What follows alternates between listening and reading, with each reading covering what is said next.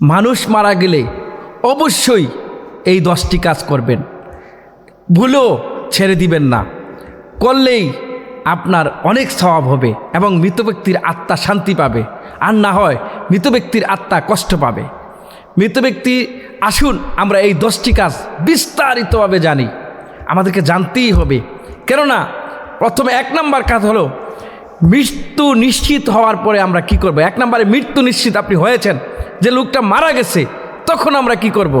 আমি একেবারে সংক্ষিপ্তভাবে বলছি, খুবই গুরুত্বপূর্ণ, না শুনলেই মিস করবেন। 1 নম্বর পড়তে হবে ইন্না লিল্লাহি ওয়া ইন্না ইলাইহি রাজিউন। আমরা যখন কোনো মানুষের মৃত্যুর সংবাদ শুনব, সাথে সাথেই আমাদেরকে পড়তে হবে ইন্না লিল্লাহি ওয়া ইন্না লিল্লাহি ওয়া ইন্না ইলাইহি রাজিউন। তারপরে আমাদের ডিউটি হলো, আমাদের দায়িত্ব হলো, কাজ হলো মৃতের চোখগুলো বন্ধ করে দিতে হবে। তারপরে 2 নম্বর 3 নম্বরে চোয়াল বেঁধে দিতে হবে, মুখ খোলা যাতে না থাকে, খুবই গুরুত্বপূর্ণ।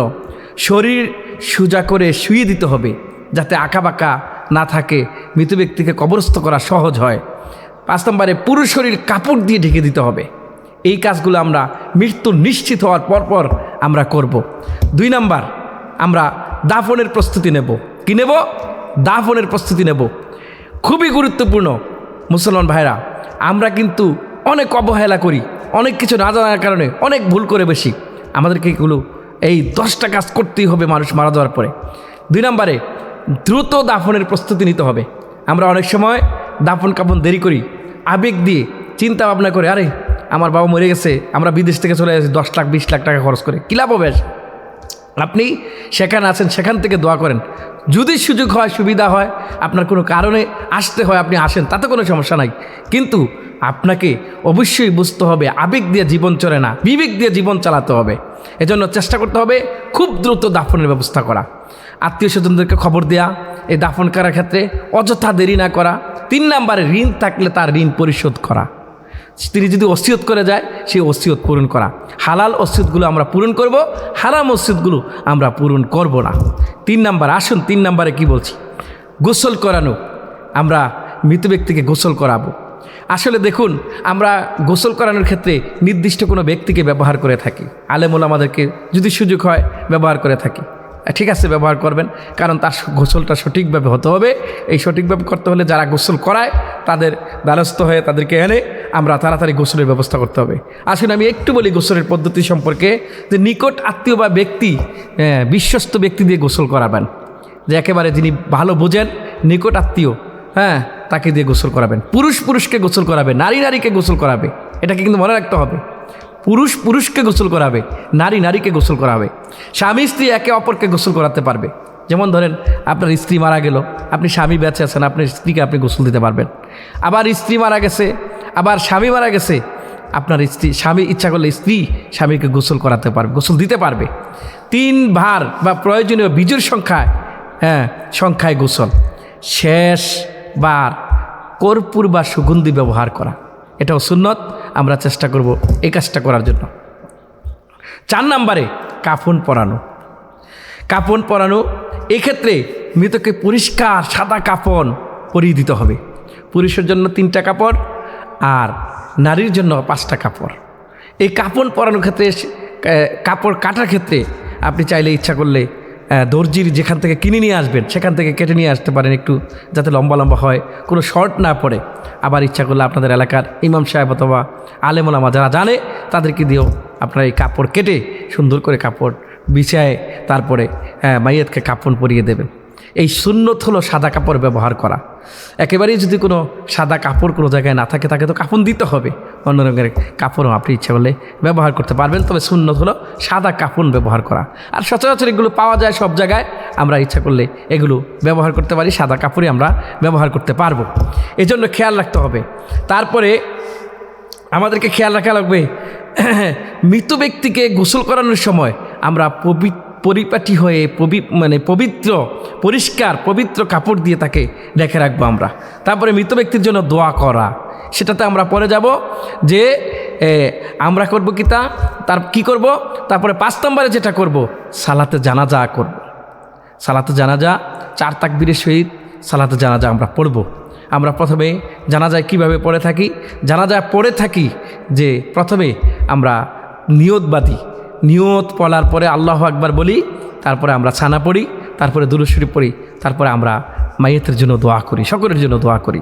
এভাবে আমরা 4 তাকবীরের সহিত সালাতে জানাজা পড়ব। তারপরে এই সূরা ফাতিহা, তারপরে দুরূদ শরীফ, এগুলো আমরা এই মাইয়েতকে উদ্দেশ্য করে পড়তে থাকব। এরপরে সর্বশেষে দাফন কাফন আমরা জানাজা শেষ করে আমরা তাকে কবরস্থ করব। 6 নম্বরে আমরা কি করব? কবরস্থ করব। সেই কবরস্থ করার ক্ষেত্রে আমাদেরকে মনে রাখা লাগবে যে তার জন্য আমরা দোয়া করব। হ্যাঁ, এর আগে আমি বলি যে জানাজার নামাজ পড়েই আমরা তার জন্য দোয়া পড়তে পারি যে আল্লাহুম্মা গফির লাহু ওয়ারহামহু, আল্লাহুম্মা গফির লাহু ওয়ারহামহু। যতক্ষণ পর্যন্ত কবরে আমরা না নামাবো ততক্ষণ পর্যন্ত আমরা আস্তে আস্তে গেলাম আর পড়লাম। কিন্তু আমাদের দেশে প্রচলিত আছে, আমরা যখন মাইয়েতের লাশকে কাঁধে নিই তখন লা ইলাহা ইল্লাল্লাহ জিকির করি। আপনি এটা জিকির করা ভালো একটা কালিমা, এমনকি উত্তম জিকিরের কালিমা, কিন্তু কোথায় কোন জায়গায় কিভাবে জিকির করতে হবে, ব্যবহার করতে হবে, ইসলাম এগুলো স্পষ্টভাবে দিয়ে দিয়েছে। সুতরাং আমরা চেষ্টা করব যে মাইয়েতের জন্য যেটা জানাজা খাটিয়ে যখন আমরা কবরে নেব তখন আমরা মাইয়েতের জন্য দোয়া করতে করতে কবরে নেব। ঠিক আছে, কেউ লা ইলাহা ইল্লাল্লাহ পড়লেও কোনো সমস্যা নাই, মনে মনে পড়বে, কিন্তু তার জন্য দোয়া করবে। যেমন আল্লাহুম্মা গফির লাহু ওয়ারহামহু, আল্লাহুম্মা গফির লাহু ওয়ারহামহু, আল্লাহুম্মা গফির লাহু ওয়ারহামহু। এভাবে আমরা দোয়া করতে থাকবো। আল্লাহুম্মা গফির লাহু ওয়ারহামহু ওয়াআফিহি ওয়াআফু আনহু। এভাবে আমরা দোয়া করতে থাকবো। হ্যাঁ, আমরা 6 নম্বরে সেটা করব যে দাফন আমরা দাফন করব। এই দাফন করার ক্ষেত্রে কিছু দিক আছে। আমরা কবরে নামাবো, আমরা কবর তৈরি করব। কবর তৈরির ক্ষেত্রে আমাদেরকে একটু বুঝতে হবে যে সুন্নাহ হলো কবরটাকে এমনভাবে করা তার সিনাটা যেন ক্যাবলামুখী থাকে, তার মুখটা যেন, চেহারাটা যেন ক্যাবলামুখী থাকে। তাহলে সুন্নাহ কবরের সিস্টেম হলো যে আপনি কবরটাকে ডালু করবেন পশ্চিম দিকে, যাতে করে তাকে শোয়াইলে সে পশ্চিম দিকে তার সিনা এবং মুখ পশ্চিম দিকে হয়ে যায়। এরকমভাবে আমরা কবর করার চেষ্টা করব। আমরা যখন কবরে রাখবো তখন তাকে কিবলামুখী করে রাখার চেষ্টা করব। আর এই দোয়াটা পড়ব, বিসমিল্লাহি ওয়া আলা মিল্লাতি রাসূলিল্লাহ, বিসমিল্লাহি ওয়া আলা মিল্লাতি রাসূলিল্লাহ, বিসমিল্লাহি ওয়া আলা মিল্লাতি রাসূলিল্লাহ। সম্মানিত প্রিয় ভাইরা, আমি 3 বার বলার কারণ হচ্ছে যে আমরা এই দোয়াটাও শিখে নেব যারা না পারি। তারপরে মাটি দেওয়ার পরে আমরা দোয়া করব। 7 নম্বরে যেটা আমরা করব যে দাফনের পরে আমাদের কি করণীয় আছে। আমাদের কিছু করণীয় আছে, মৃতের জন্য দোয়া করা, তারপরে কবরের পাশে কিছুক্ষণ দাঁড়িয়ে থাকা, মাগফিরাতের দোয়া করা। সুবহানাল্লাহ। সম্মানিত দর্শক, আসলে আমরা যারা মাইয়াতের ওয়ারিশ রয়েছি, আমাদের উচিত হলো মৃত ব্যক্তির কবর তাড়াতাড়ি ছেড়ে না আসা, ওখানে দাঁড়িয়ে কিছুক্ষণ তার জন্য দোয়া করা। তার জন্যে তাকে কেন্দ্র করে বিভিন্ন দোয়া পড়া, এরপরে তার জন্য দোয়া করা, এগুলো আমাদেরকে করতে হবে। তো এই জন্যে আমাদেরকে খেয়াল রাখা লাগবে। তারপরে যদি আমি যেটা বলবো যে সর্বশেষ মৃত ব্যক্তি ঋণ থাকলে এই ঋণ পরিশোধ করে দিতে হবে, খুবই গুরুত্বপূর্ণ এটা। তারপরে আত্মীয় স্বজন পরিচিত যে কেউ যদি মারা যায় তাদেরকে খবর দেয়া লাগবে। তারা তো আপনার এই খবরটা নাও পেতে পারে, তারা জানাজা দেবে, তাদের একটা হৃদয়ের টান আছে, তাদের সাথে একটা রক্তের সম্পর্ক আছে। এজন্য চেষ্টা করা লাগবে আত্মীয় স্বজনকে খবর দিয়ে তাকে সুন্দর করে জানাজা দেয়া। আর জানাজা দেওয়ার ক্ষেত্রে আমি একটু আগে বলে আসছি যে জানাজা দিতে হবে, এই জানাজাটা খুব তাড়াতাড়ি দিতে হবে। রাসূল কারীম সাল্লাল্লাহু আলাইহি ওয়াসাল্লাম বলেছে, আসরিউ বিল জানাজাতি, তোমরা কি করো, তাড়াতাড়ি করে জানাজা দাও। তারপরে আমরা যে দাফন কাফনের পরে যে দোয়াটা পড়ি, আস্তাগফিরু লিআখিকুম ওয়া সালু লাহু তাতবিতু ফা ইন্নাহুল আন, তাতবিতু ফা ইন্নাহুল আন। রাসূল কারীম সাল্লাল্লাহু আলাইহি ওয়াসাল্লাম বলেছেন যে তোমরা মৃত ব্যক্তির জন্য কি করো, দোয়া করো। এই দোয়াগুলো আমরা করতে পারি। তারপরে ইসালে সওয়াব, মৃতের উপকারের কাজ, যে কাজটা করলে সওয়াব রেসানি করা হয়। যেমন কিভাবে আমরা মরে গেলেও তার জন্য দোয়া করতে পারি, তারপরে কোরআন তেলাওয়াত করতে পারি, সদকা করতে পারি, গরিবকে খাওয়াইতে পারি। এভাবে কিন্তু মৃত ব্যক্তির আত্মা শান্তি পায়। সম্মানিত দর্শক, এমন কোনো কাজ করা যাবে না যেই কাজগুলো করলে মৃত ব্যক্তি কষ্ট পাবে। আমাদেরকে অবশ্যই খেয়াল রাখা লাগবে যেই কাজগুলো করলে মৃত ব্যক্তি কষ্ট পাবে। এক নম্বরে আমি আপনাদেরকে যেটা বলেছি যে আমরা মৃত্যুর খবর শোনা মাত্রই পড়ব ইন্না লিল্লাহি ওয়া ইন্না ইলাইহি রাজিউন। 2 নম্বরে মৃত ব্যক্তির চোখ তারপরে বন্ধ করে দেয়া, চুয়াল হাত পা সোজা করে দেয়া 3 নম্বরে। 4 নম্বরে মৃত ব্যক্তিকে পরিষ্কার পবিত্র কাপড় দিয়ে তাকে ঢেকে রাখা। 5 নম্বরে মৃত ব্যক্তির জন্যে দোয়া করা, যেমন আল্লাহুম্মা গফিরলাহু ওয়ারহামহু। তারপরে 6 নম্বরে ঋণ থাকলে তার ঋণ পরিশোধ করা। 7 নম্বরে আত্মীয় স্বজন ও পরিচিতদের খবর দেয়া। 8 নম্বরে গোসলের ব্যবস্থা করা। 9 নম্বরে কাফন পরানো। 10 নম্বরে জানাজা পড়ে দ্রুত দাফন করা। 11 নম্বরে দাফনের পর দোয়া করা।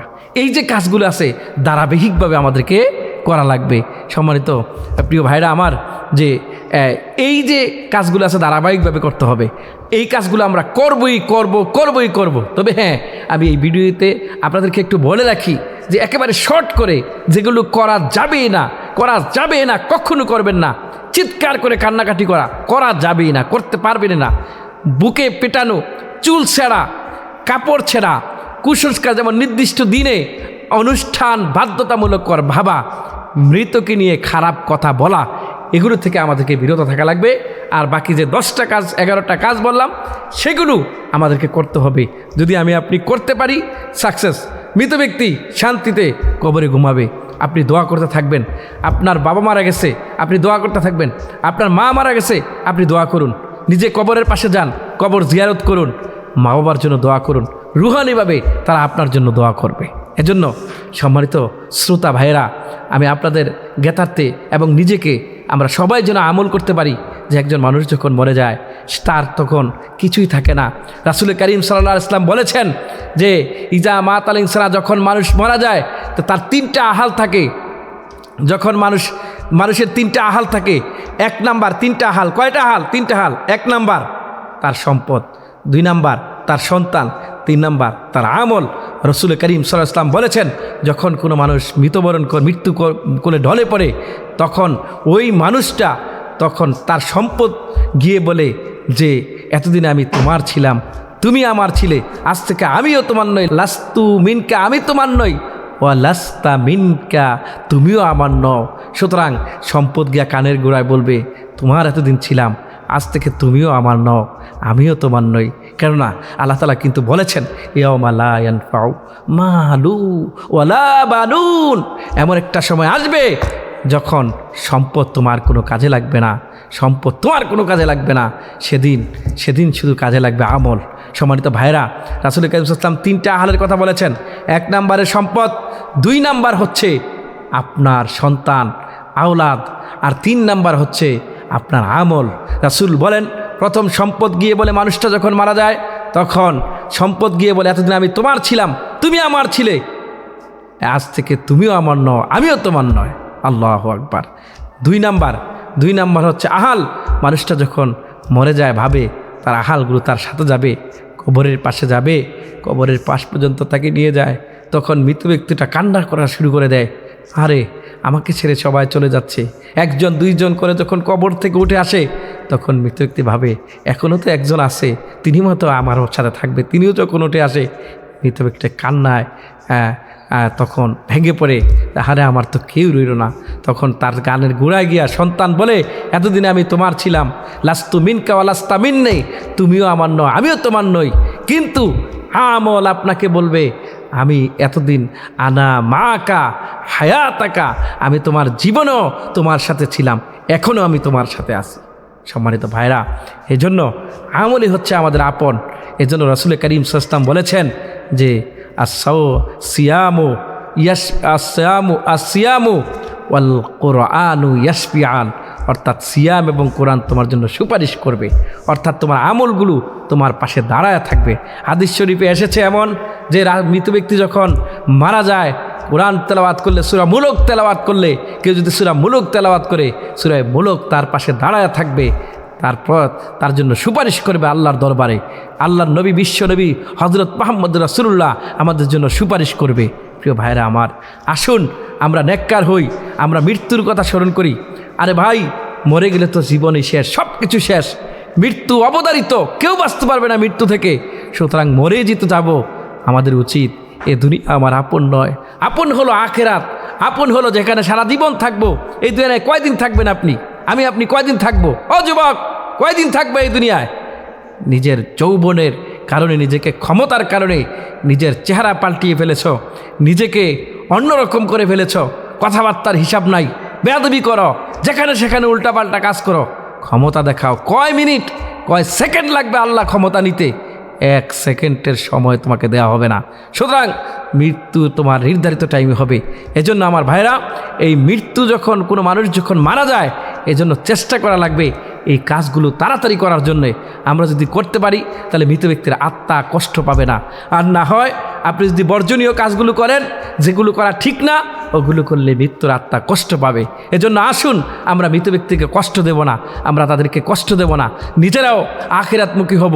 আল্লাহ বলেছেন, ওয়ালাল আখিরাতু খায়রুল লাকা মিনাল উলা, দুনিয়ার জীবন চাইতে আখিরাতের জীবন অনেক উত্তম। আল্লাহ বলেছেন, আমাল হায়াতুদ দুনিয়া ইল্লা মাতাউল গুরুর, দুনিয়ার জীবন প্রতারণা ছাড়া আর কিছুই নয়। আল্লাহ বলেছেন, আমার হায়াতুদ দুনিয়া ইল্লা লাইবু ওয়া লাহবু ওয়ালাদ দারুল আখিরাতু খায়রুল লিল্লাযিনা ইয়াত্তাকুনা আফালা তাকিলুন। আল্লাহ বলেন যে দুনিয়ার জীবন খেল তামাশা বই আর কিছুই নয়, অথচ আখিরাতের জীবন কতই না উত্তম, কতই না উত্তম। তোমরা কি বুঝো না? আফালা তাকিলুন, তোমরা কি বুঝো না? আফালা তাকিলুন বলেছেন এখানে আল্লাহ কত সুন্দর করে অ্যাড্রেস করেছেন। তোমরা কেন বুঝো না? তোমরা কি বুঝো না? প্রিয় ভাইরা, আসুন, মৃত্যু থেকে আমরা পালাতে পারবো না। কেউ পৃথিবী থেকে চলে গেলেও তাকে আমরা ধরে রাখতে পারবো না। তাকে নির্ধারিত নিয়মে, নির্দিষ্ট সিস্টেমে, ইসলামিক বিধান অনুযায়ী তাকে কবরস্থ করা লাগবে। প্রিয় ভাইরা, যে সকল হাদিস শরীফে এসেছে, আমি খুব সংক্ষেপ করে বলছি, যিনি নেককার হবে তার রুহটা আসমানের দিকে নিয়ে যাওয়া হবে, সেখানে তার সাথে ভালো আচরণ করা হবে, ফেরেশতারা থাকবে, সুগন্ধময় রুহু নিয়ে ফেরেশতারা যখন উঠবে, তখন এক এক আসমানের ফেরেশতারা বলবে, এটা কার রুহ? এটা কোন পুণ্যবান আত্মার রুহ, যার রুহতে এত গ্রাণ, যিনি এত ভালো আমল করেছে। আল্লাহ সুবহানাহু ওয়া তাআলা তখন রুহটাকে আবার কবরে পৌঁছায় দেবে। যেহেতু কবরে তার লাশ আছে, তার এখানে আযাব হবে, সে যদি আযাবের হয়, আবার সে যদি নেককার হয়, তার এখানে সে শান্তি পেতে থাকবে। কবরের সাথে জান্নাতের যোগাযোগ করায় দেওয়া হবে। আর যে বৎকার হবে, তার রুহটা নিচের দিকে নেওয়া হবে, এমনকি সেই রুহটার সাথে গন্ধ থাকবে, দুর্গন্ধযুক্ত রুহ, দুর্গন্ধযুক্ত কাপড় দিয়ে নিয়ে যাওয়া হবে। সেই রুহটাকে আবার কবরে পৌঁছানো হবে। সেই কবরে সে লানত পেতে থাকবে, কষ্ট পেতে থাকবে, মায়ের খেতে থাকবে, কবরে তাকে পিটানো হবে, বিভিন্নভাবে তাকে লাঞ্ছনা গঞ্জনা দিয়ে কবরে তাকে শান্তি দেওয়া হবে না। এই জন্য রাসূল করিম সাল্লাল্লাহু আলাইহি ওয়াসাল্লাম বলেছেন, আল কবরু রাউদাতুম মিন রিয়াজিল জান্নাহ, কারোর জন্য কবর জান্নাতের অংশ। আল কবরু হুফরাতুম মিন হুফারিন নার, কারোর জন্য কবর হচ্ছে জাহান্নামের অংশ।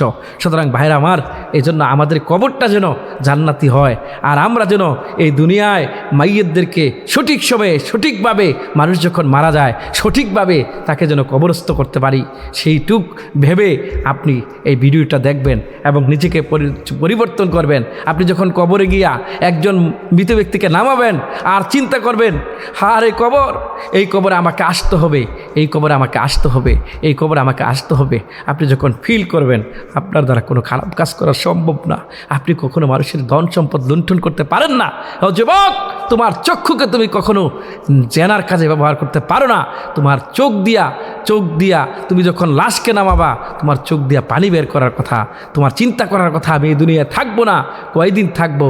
যৌবনকালের ইবাদতরা আল্লাহ সবচেয়ে বেশি কবুল করে। আর যখন কিয়ামত হবে, যখন মানুষ অনেক কষ্টে থাকবে, আল্লাহ ছায়া দিবে। ওই যুবককে আশাবুন নাশা ফি ইবাদাতিল্লাহি তাআলা, ওই যুবককে আল্লাহ আরশের নিচে ছায়া দিবে, যে যুবকের যৌবনকাল আল্লাহর রাস্তায় কাটায় দিয়েছে, আল্লাহর দ্বীনের পথে কাটায় দিয়েছে, ইবাদতে মশগুল থেকেছে।